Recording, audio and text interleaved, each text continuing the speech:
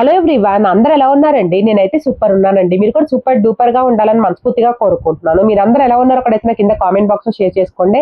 ఇవాళ అయితే మీకు మన ఛానల్లో టేస్టీగా సింపుల్ గా చేసుకుని కొబ్బరి అన్నం అయితే చేసి చూపిపోతున్నానండి. కొబ్బరి అన్నం అనేది ఒక్కసారి అయితే ఇలా నా స్టైల్లో చేసి చూడండి. ఒక ముద్ద ఎక్కువే తినేస్తారండి, అంత టేస్టీగా ఉంటుంది. ఈ కొబ్బరి అన్నం కోసం నేనైతే ఒక పెద్ద సైజ్ కొబ్బరికాయ అయితే తీసేసుకొని దాంట్లో నుంచి కొబ్బరి అంతా కట్ చేసేసుకొని అయితే పక్కన పెట్టుకున్నానండి. దీంట్లో యూజ్ చేసుకునే కొబ్బరి పాలు అనేది థిక్గా ఉండాలండి, అప్పుడే మనకి రైస్ అనేది టేస్టీగా ఉంటుంది. ఇలా మొత్తం కట్ చేసుకుంటే నాకైతే ఇన్ని ముక్కలు అయితే అయినాయండి.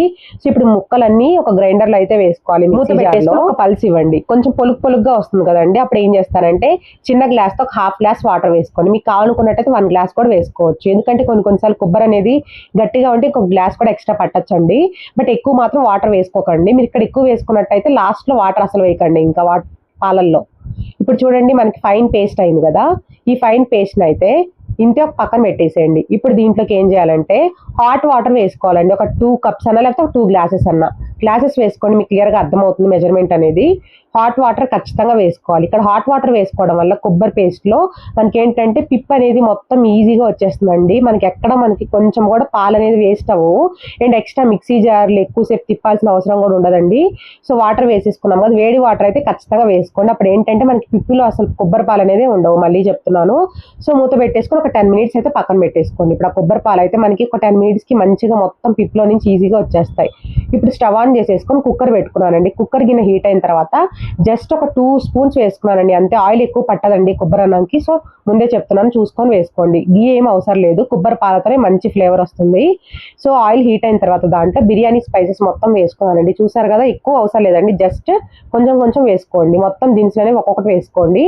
లవంగాలు అయితే ఒక 4 వేసుకోండి. దాల్చిన చెక్క అయితే 1 ఇంచు వేసుకోండి. ఒక బిర్యానీ ఆకు వేసుకున్నానండి. చూసారు కదా, ఈ స్పైసెస్ అన్ని నేను ఎక్కువ వేయలేదండి, కొంచెమే వేసుకున్నాను. ఇప్పుడు బిర్యానీ స్పైసెస్ అనేవి కొంచెం అట్లా వేగిన తర్వాత దాంట్లో ఒక గుప్పడి కొత్తిమీర వేసుకున్నానండి. ఒక గుప్పడేమో పుదీనా వేసుకున్నాను. ఒక 5 ఏమో పచ్చిమిర్చి చిలుకలు వేసుకున్నానండి. ఒక పెద్ద సైజు ఉల్లిపాయ కట్ చేసుకొని ఇలా సన్నగా కట్ చేసుకొని వేసుకోండి. చిన్న ముక్కలుగా కాకుండా ఇలా పొడుగుగా కట్ చేసుకొని వేసుకోండి. ఇప్పుడైతే ఒక్కసారి అలా మిక్స్ చేయాలి. మనకి ఏంటంటే ఉల్లిపాయ అనేది కొంచెం మెత్తబడి లైట్గా కొంచెం కలర్ చేంజ్ అవ్వాలండి. ఇలా కలర్ చేంజ్ అయిన తర్వాత దాంట్లో 1.5 స్పూన్ అల్లం వెల్లుల్లి పేస్ట్ వేసుకుంటున్నాను. 2 స్పూన్స్ కన్నా ఎక్కువ అయితే వేయకండి, ఎందుకంటే అల్లం వెల్లుల్లి పేస్ట్ అనేది కొబ్బరి అన్నంలో ఎంత తక్కువ ఉంటే అంత బాగుంటుందండి. సో నేనైతే ఒక 3 గ్లాసెస్ రైస్కి అయితే 1.5 స్పూన్ అల్లం వెల్లుల్లి పేస్ట్ అయితే వేసుకున్నానండి. మీరు తీసుకునే రైస్కి తగ్గట్టు ఇంకా అల్లం వెల్లుల్లి పేస్ట్ అనేది అడ్జస్ట్ చేసుకోండి. ఎక్కువ మాత్రం వేయకండి, జస్ట్ ఫ్లేవర్ కోసమే. ఇప్పుడు ఈ అల్లం వెల్లుల్లి పేస్ట్ కూడా పచ్చి స్మెల్ పోయే వరకు అయితే ఒక్కసారి అలా మిక్స్ చేసేసుకొని మూత పెట్టేసుకొని కొంచెం మగ్గించుకుందామండి. ఎక్కువ కదండి, జస్ట్ ఒక 1 మినిట్ అన్నా 2 మినిట్స్ అన్నా మగ్గించుకోండి. చూసారా, కొంచెం ఇలా మగ్గేటప్పటికి మనకి అల్లం వెల్లుల్లి పేస్ట్ వేగిపోయి పైకి ఆయిల్ వచ్చింది కదా, ఇలా వేగాలి. ఇప్పుడైతే ఒకసారి అలా మిక్స్ చేయండి. మిక్స్ చేసేసిన తర్వాత దాంట్లో ఒక పెద్ద సైజ్ టమాటా ఉంటుంది కదండి, అదేంటంటే సన్నగా కట్ చేసుకొని వేసుకోండి. బాగా పండింది వేసుకోండి, అప్పుడు ఏంటంటే మనకి ఎక్కడ తొలకలు లేకుండా ఉంటుంది.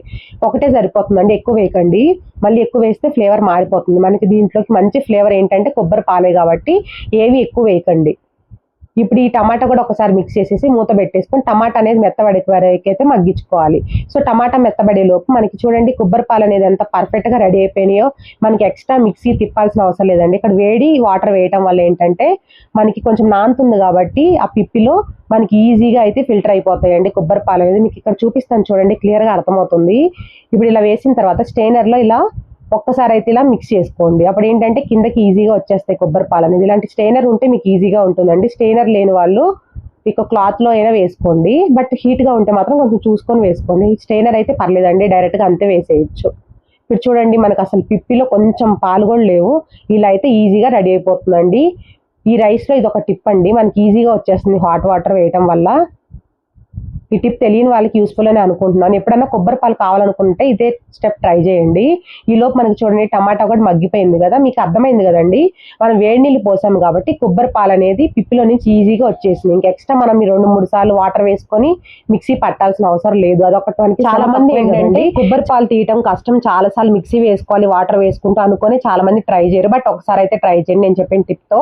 ఇప్పుడైతే నానబెట్టుకున్న నార్మల్ రైస్ అయితే వేసేసుకొని 1.5 స్పూన్ అయితే కల్లుప్పు వేసుకున్నానండి. నార్మల్ రైస్కి అయితే మీరు ఎన్నైతే రైస్ తీసుకుంటారో గ్లాసెస్ తో, దాంతో అయితే 2 గ్లాసెస్ కొబ్బరి పాలు అయితే తీసుకోండి. అదే బాస్మతి రైస్ అనుకోండి 2 గ్లాసెస్ కన్నా కొంచెం తగ్గించి పోసుకోండి కొబ్బరి పాలు అనేది, అప్పుడు పర్ఫెక్ట్ గా సరిపోతుంది.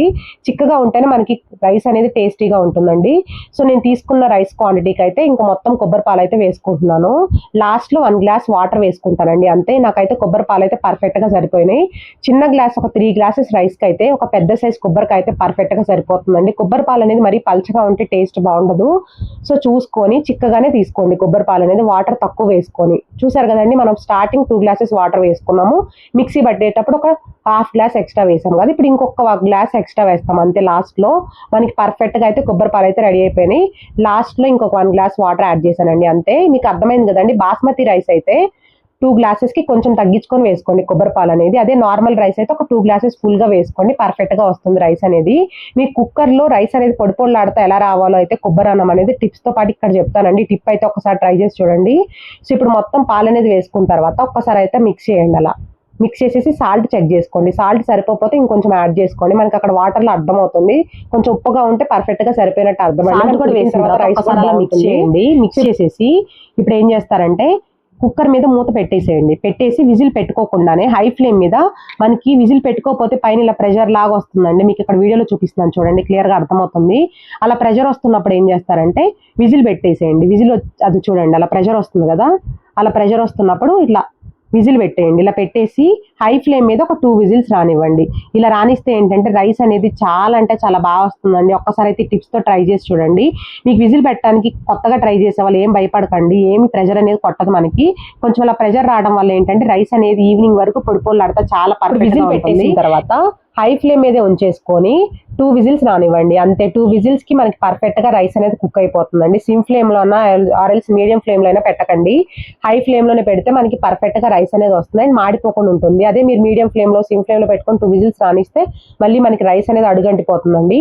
హై ఫ్లేమ్ మీద ఒక 2 విజిల్స్ వస్తే మనకి పర్ఫెక్ట్ గా రైస్ అనేది కుక్ అయిపోతుంది. మళ్ళీ చెప్తున్నాను, ఎక్స్ట్రా విజిల్ అయితే రానివ్వకండి.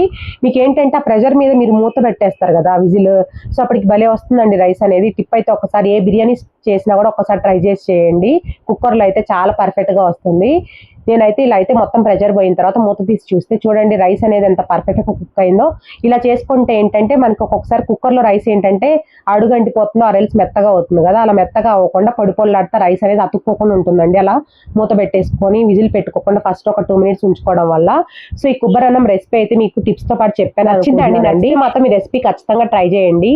ఈ కొబ్బరి అన్నంకి కాంబినేషన్ చికెన్ కర్రీ చాలా చాలా టేస్టీగా ఉంటుందండి. మటన్ కర్రీ కూడా చాలా బాగుంటుంది. మేము చికెన్ మటన్ తినను అనుకున్న వాళ్ళు ఇప్పుడు కొత్త ఆవకాయ పెట్టుకునే ఉంటారు కదండి, ఆవకాయ ముక్క పెట్టుకొని ఒక్కసారి అయితే రైస్ తినండి. టేస్ట్ అయితే అద్భుతం అని మీరే చెప్తారండి. చాలా అంటే చాలా టేస్టీగా ఉంటుంది, చాలా కమ్మగా ఉంటుందండి. సమ్మర్ కి మనకి ఏ కూరలు తినబుద్ధి కాదు కదా, ఒక్కసారి అయితే నేను చూపించినట్టు కొబ్బరి అన్నం అయితే ట్రై చేయండి. నేనైతే బటర్ చికెన్ తో ట్రై చేశాను, టేస్ట్ అయితే చాలా బాగుంది. Thank you so much for watching.